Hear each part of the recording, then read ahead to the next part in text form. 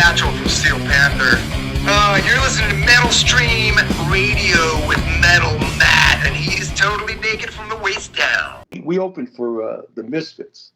Oh, it was, you know, I don't want to overdo these numbers, but it was a festival. It was pretty huge, and we've all seen it. Yeah. You know. And, you know, it was my favorite show, okay? You know, even doing the solo piece that I did, you know, the crowd was just outrageous. We had a blast. And then at one point, Alice is singing Poison. And he said, raise your hands if you're Poison. Dude, yeah, the whole place did it. that's mad. It's like that kind of control. There's the guy maybe with the most control is that guy Corey Taylor from Slipknot. He can. A friend of mine went to see them, and massive crowd, 60,000 people, something like that. And he told everybody during the show to lay down on the ground. The whole place did it. Yeah, Like that's fucking control. You know what I mean? And you know, probably it's one of the best bands to come along in 20 years. You know, definitely. But yeah. So you know, and Alice can he has that power still. You know. Yeah. And he, you know, every minute of him is legit. You know what I mean? It's the shit. He can't help it. You know. Yeah. He'll never not be him. And you know. I caught him when he came out of rehab, you know, and you know he survived and then came out of rehab, and so you know he and I got to know each other, and, you know, became friends. We were best friends literally within 5 minutes. But then you start looking at the 70s, you know, and who he was then, and the interviews then, and everything. It's all still there in his history. So when you look at Alice, he's aware of every minute of that. You know what I mean? So it's an intense dude without any fucking doubt. Definitely, I see him as like a part of American history now. He's been through so much. He's met so many people and hung out with all these different people. You know, Andy. You knew him. Yeah, I'm sitting there and he'll tell me a story, and you know, Jimi Hendrix is in it, or you know, John Lennon, or you know, Groucho Marx. Even Elvis, I think. Elvis. Yeah. Yeah, crazy. I mean, he's been respected, you know, all of his career, it seems, by you know, these people. You know, I think everyone kind of.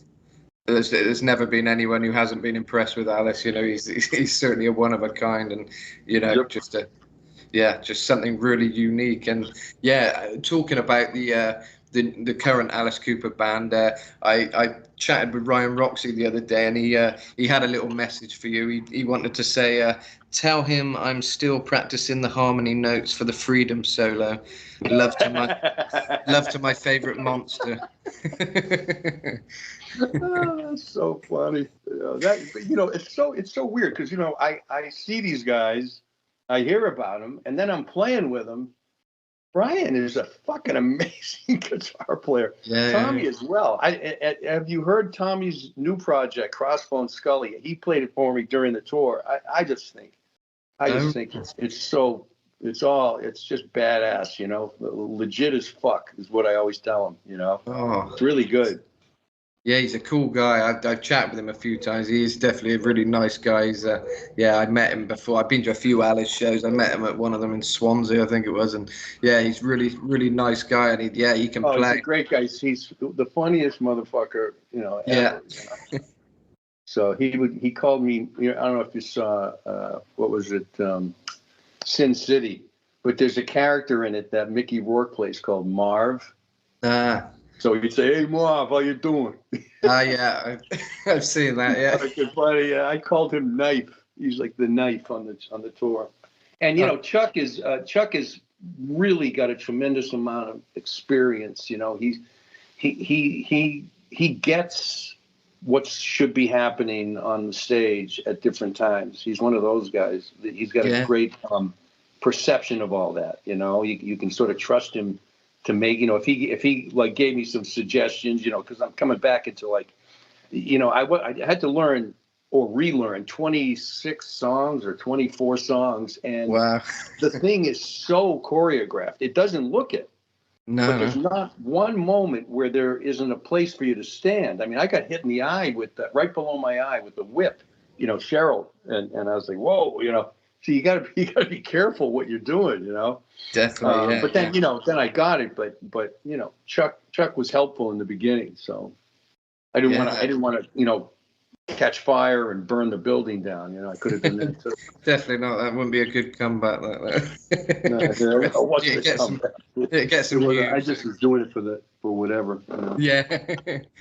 No, because I'm at the point now where when I was a kid, I remember I'd see bands when we're kids, boys and girls, young men, young women. We're there to take down the man. We're angry young men and women, and we're gonna get up there and we're gonna fight the fight and sing the rally songs, and inspire change across the planet, whatever it is we think we're doing. Yeah, exactly. But then you pass 50 and you're up there, you're angry because your back hurts. You know what I mean? So it's like, it's a different thing. So I just think, there's a certain point for me, and I always felt like this even as a kid, I don't like seeing, Frankie Valli, you know what I mean? Like, bands definitely. like we're like, I mean, it's like going to a Holiday Inn if everybody's old. It's And pretty they're still bad. singing those songs. Now, listen, I get it. Some guys do it. It's fantastic. It's the soundtrack to people's lives. You know what I mean? And they want to go see these guys, even though, they're older. But I just think, a lot of it, moving around with the guitar and doing all this shit, it looks fucking stupid, when you get past a certain age. Not everybody. Like Zakk Wylde, I don't know how, he's not 70 or anything. He looks great. Alice's band. They all look great. So it's not like that. It's just the sort of like, for me, that's where I'm at, So Totally. No, I've always. I don't plan on playing live again. I'm not really into it. I play guitar like constantly. I have a new album that I've worked on. It's produced a band called Chokehold with this singer, this girl singer, Anya. And yeah, I saw that. Yeah, and it's heavy shit. We just did a video with the song is "Don't Want a Rock Star," and the video on YouTube. It's an AI kind of a vampire attacks a city. We came up with this story where they made these biotech passable female androids finally, and somehow in the neural matrix, a virus, an AI virus got in there, and it turned them into bloodthirsty biotech vampires with wings. Oh, wow. And so they go into different cities and just clean them of human beings, and the soldiers are there, but it's tough because these vampires really are having a lot of fun eating people. So we did a whole video with it, and the thing that we all agreed on before we started is we're not going to even send an email to a record company. We have no interest in being involved in this completely greed-driven, fucking bumbling music industry that's eating itself, and it eats the artists. I mean, I remember I did some seminars, and at these rock and roll fantasy camps, and there'd be younger people there, and I'd say, look, you got to think of where, if you want to be in the music industry, you got to think of where it started. So where did it start? It started, you're standing on the side of the road. You got shoes that, curl up with bells on them. You're playing a mandolin, and rich people go by in wagons and throw food at you. And it's still the same because, you sign a record deal. Well, what is it? 70-20 or 80-10, there's another 10% out there that gets handled. But I'm just saying, these record companies sign you for that. And then you got to pay them back through your 10-20%. It's a total fucking ripoff. And they don't do anything. Now they used to put you on tour. They pay for a video. Now they don't even do that now. So it's bullshit. And my message to that kind of record company, because some of them are good, is just, fuck off.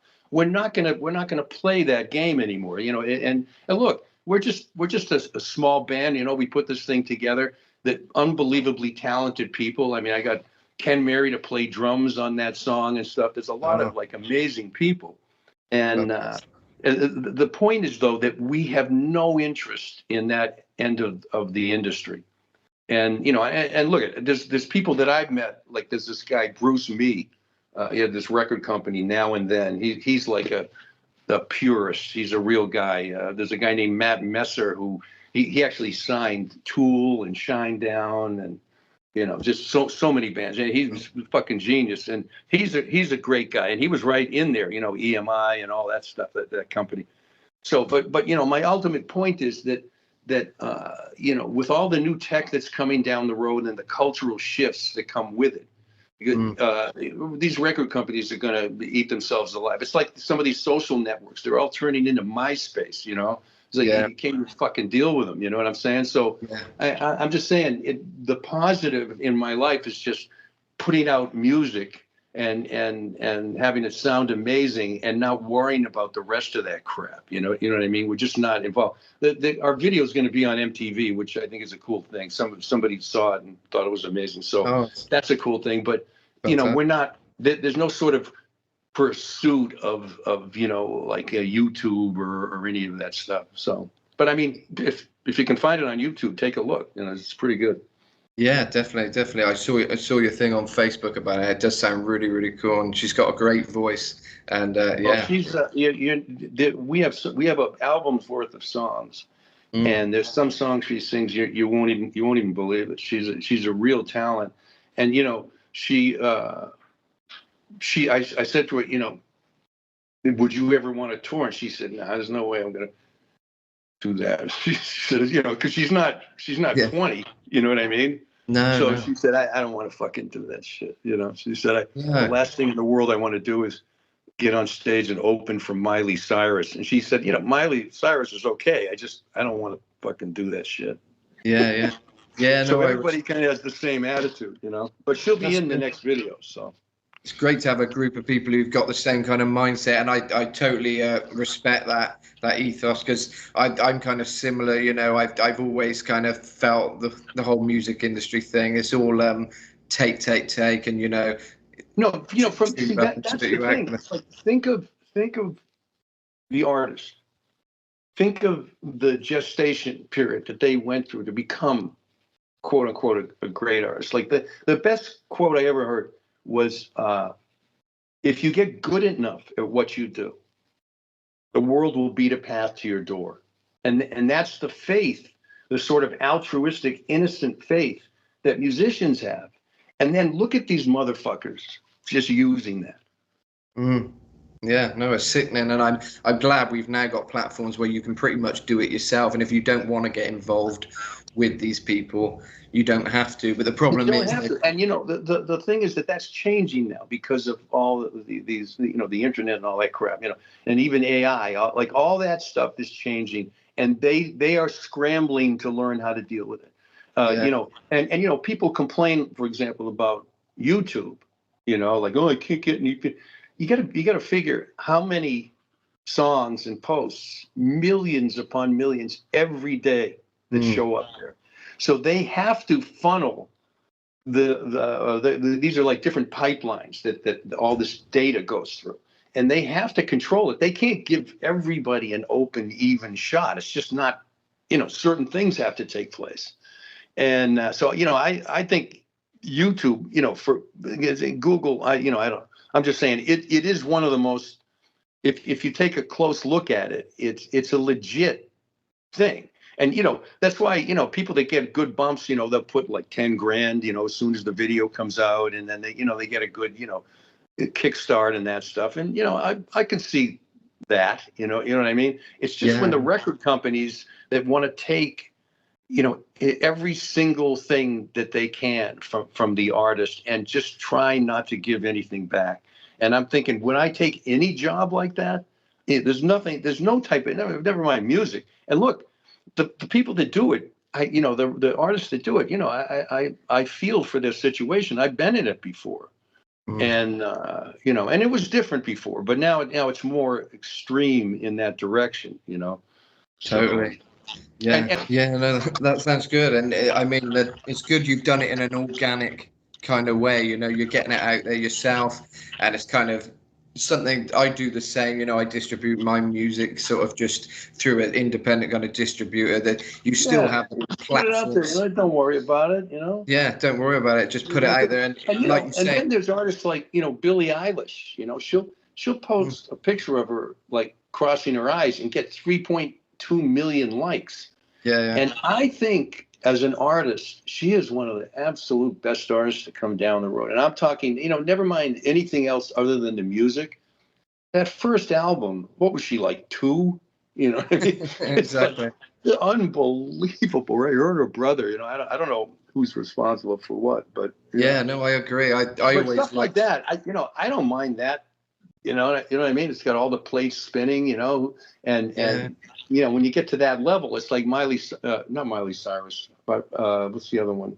Taylor Swift. I don't know. I don't know how that. What? You know what I mean? So it's just there's certain phenomena that takes place, and it's out of the control of anybody. You know what I mean? And you know what I mean. So that's not. So what category are you going to fall in? Where I am is just I want to create great music, and I want to put it out there so some people can hear it. That's all I give a shit about. Yeah. I think that's the best approach. I mean, like you say with Billie Eilish and people like that. I noticed the original stuff she was releasing. I found that very good and kind of real and kind of raw, and it had all the kind of elements you could see she was kind of doing organically kind of thing. And I think maybe these days it took a different turn. To me, I think she's probably been swept up in it all a bit much now, and it's kind of the industry's hard not to be. Exactly. Yeah. I mean, I went through that a little bit with my Geffen record because I wasn't gonna work with anybody. But then I started working with Desmond, and Desmond is the paradigm of that genre. You know what I mean? He is one of the most prolific writers in the history of music. He Diane Warren. There's some other people, and absolutely. So we ended up making the Saints and Sinners record, and to my way of thinking, we really did the best we could, and we hit the mark, pretty good. But that wouldn't have been the album I would have done. I don't regret it. I'm really happy I did that record. So and eventually my own sort of personal stuff came out in the New Normal record, where you can kind of hear kind of the differences, and then this new music you'll see it's getting even closer to home. So. It's a very cool album. I've listened to a lot of those tracks, and they're very cool. And obviously, you had Alice and Elisa White-Guz on. What a bizarre thing. I mean, I'm sitting there, and we did. It's the beginning of the end. It's like they bleed falls from. I sang that thing. I sounded like Alistair, but I was singing it. And we recorded it, and the vocals, we went through all the work. And I said, you know what? I said, Alice can deliver these lines. Only he can deliver that, Talking about, some corporate fucks that you got to bring down, that sort of a thing. Yeah. So they were going, would he do it? And I said, yeah, I think so. And he and I don't hang out, We just, every once in a while, we're on the phone laughing. But... So I called him, and I said, would you sing on a song? And he goes, yeah. And he goes, I'm in Hollywood. You want me to do it tonight? It was that quick. So he came over, and he and Cheryl, and he sang, on that song. So now we're thinking, that is so awesome. You know what I mean? So to me, one of the most talented singers on the planet is Elisa White-Guz. She can do anything. And she's also, she's very meticulous. She sees every detail. So when when she sang her parts on the song, she did them. I wasn't there. I just sent her the track. But so with her, I did a guitar solo right in the middle of the song.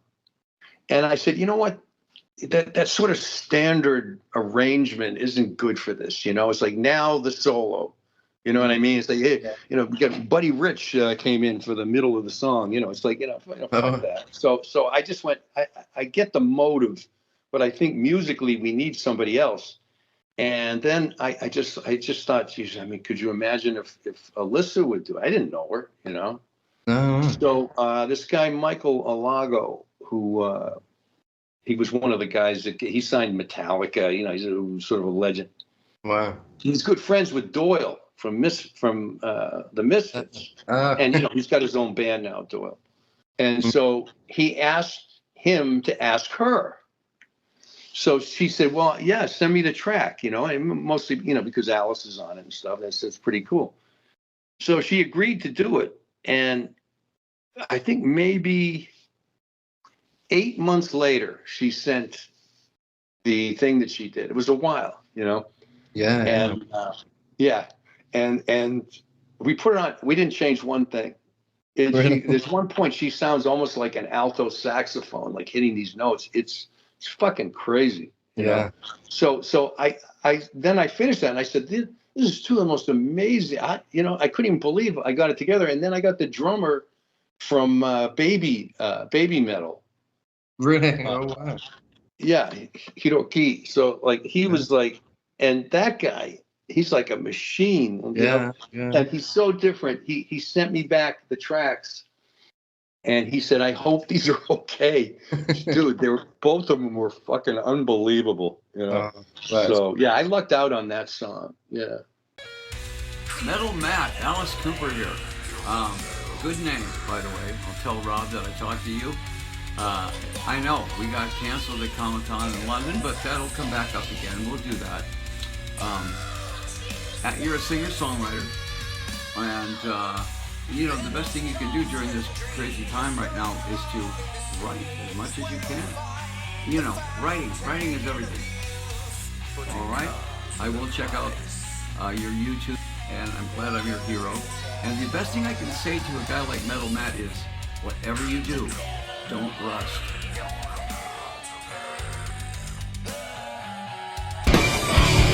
Hey, this is Satchel from Steel Panther.